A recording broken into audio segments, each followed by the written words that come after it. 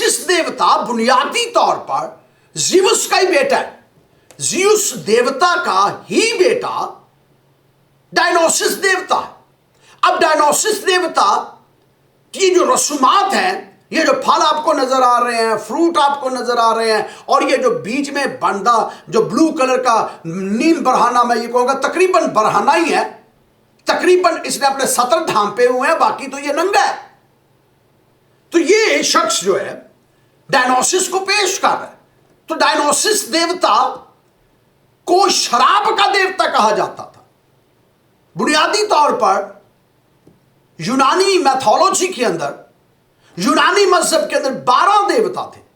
Supreme God जो था वो ज़्यूस था, और उसके बाद उसका बेटा हमें नजर आता है डायनोसिस। तो डायनोसिस जो है ये जो दूसरे लफ्जों में शराब का देवता है, और लोगों को उभारता है कि पियो शराब, अंगूर की शराब बनाओ, पियो जिस तरीके से मर्जी, और मतवाले हो जाओ। और जब ये शराब पीकर ज्यादा टुन हो जाते थे, मतवाले हो जाते थे, तो ये ममियाती बकरियों को या कच्चे गोश्त को खाना शुरू कर देते थे, और ये तसव्वुर करते थे कि जो डायनोसिस देवता है उसका उतार हो गया है इन बदनों के अंदर। तो कच्चे गोश्त को खा जाते थे, बकरियों के ऊपर झपट पड़ते थे, जानवरों के ऊपर झपट पड़ते थे और उनको खा जाते थे। बारबेरियन टाइप थे, वैश्य लोग थे। ये कल्चर वैश्याना कल्चर है, और इस कल्चर की बात कर रहे हैं। और फिर ये कह रहे हैं कि उतार हो जाता है, ये जो अंगूर का रस है इसके अंदर डायनोसिस देवता आ जाता है, और जब देवता इसके अंदर बसेरा कर लेता है तो हम जैसे शराब को नोश करते हैं, शराब पीते हैं, तो हम मतवाले हो जाते हैं। इसका मतलब है जितने मतवाले हो जाते हैं तब जाकर देवता इनके अंदर आ जाता है। और फिर इसके बाद जो हरकत करते हैं वो सुनिएगा, वो गंदी गालियां निकालना शुरू कर देते हैं, गंदी जुबान इस्तेमाल करना शुरू कर देते हैं, और जनाकारी, हरामकारी, लौंडेबाजी नुक्ता अरूज पर पहुंच जाती है। तो ये कल्चर है, और ये कल्चर थॉमस जूली जो है वो कह रहा है जी हम तो इस कल्चर को इंट्रोड्यूस करवा रहे हैं, हम तो शायरबानी को नहीं। हालांकि उसको इसने यू टर्न लिया है, उसी तरह 12 शागिर्द बनाने की कोशिश की है, उसी तरह मेज सजाने की कोशिश की है, उसी तरीके से जिस तरह डिविंची ने ये पोर्ट्रेट जो है ये प्रिंट किया है, ये 12 शागिर्दों का सेम उस कॉपी को करने की कोशिश की। दूसरे लफ्जों में कह रहे हैं कि हम ये कर रहे हैं। और ये सारी रसूमात जो है, इसका मतलब है यूनानी कल्चर जो है उसके अंदर तो ये सब कुछ था, तो उसको क्रिश्चियनिटी के साथ मुआजना कर रहे हैं। शर्म आनी चाहिए ऐसे लोगों को। मैंने आपको बताया 1 सदी पहले यहां पर बड़ा हंगामा मचा था, बल्कि 1 सदी से ज्यादा ही अरसा हो गया। ख्वाजा कमालुद्दीन ने जब ये शर अंगेज किताब लिखी थी तो उसका दंदान शिकन जवाब भी मिल गया था। तो आज भी खुदा का शुक्र है, जैसे उन्होंने इसको कंपेयर करने की कोशिश की तो चर्च खड़ा हो गया।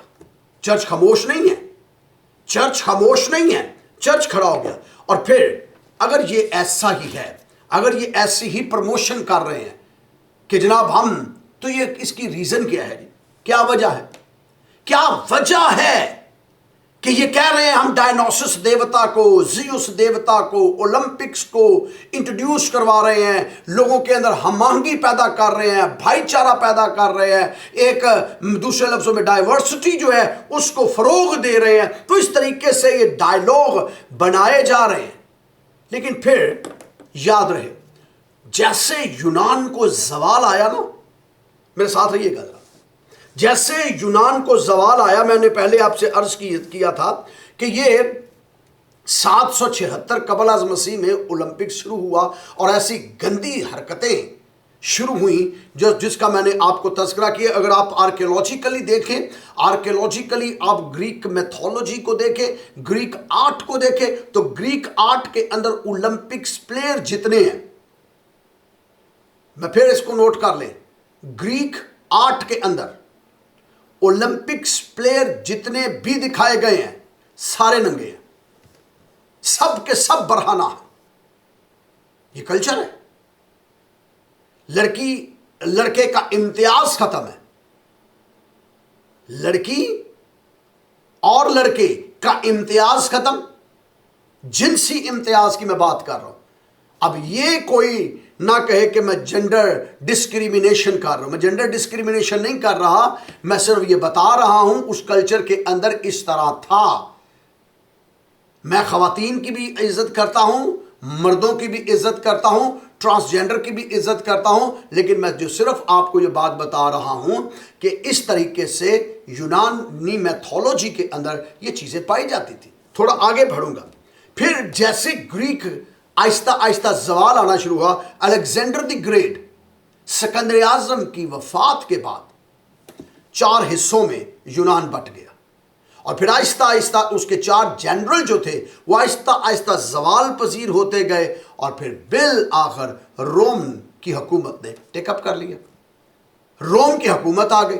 जैसे रोम की हुकूमत आती है तो रोम ने आहिस्ता आहिस्ता ग्रीक कल्चर को, यूनानियत को आहिस्ता आहिस्ता कम करके रूमी कल्चर को प्रमोट करना शुरू किया कि रोमन कल्चर सुपीरियर है, रोमन लैंग्वेज सुपीरियर है, रोमन कल्चर सुपीरियर है, रोम सुपीरियर है। वो कहते थे ये क्या बेहुदा सी गेमें हैं, नंगे गेम, भागते रहो, नंगे भागते रहो, इस तरह की गेमें हैं, बहुत सी अजीब गरीब ये हरकत करते हैं। तो अब देवी देवताओं के आगे पेगनिस्ट है दूसरे लफ्ज़ों में। तो ये उनका कॉन्सेप्ट था। लेकिन फिर आप जानते हैं कि 3री सदी और 4थी सदी के अवाइल में पूरे रोम ने, ग्रीक जिसमें शामिल है, सब ने खुदा यीशु मसीह को कबूल कर लिया, मसीह को के कदमों में आ गया, पूरा रोम क्रिश्चियन हो गया। तो जैसे रोम क्रिश्चियन हुआ तो कॉन्स्टेंटाइन बादशाह भी, जो उस वक्त का हाकिम वक्त था, उसने भी मसीहत को कबूल कर लिया।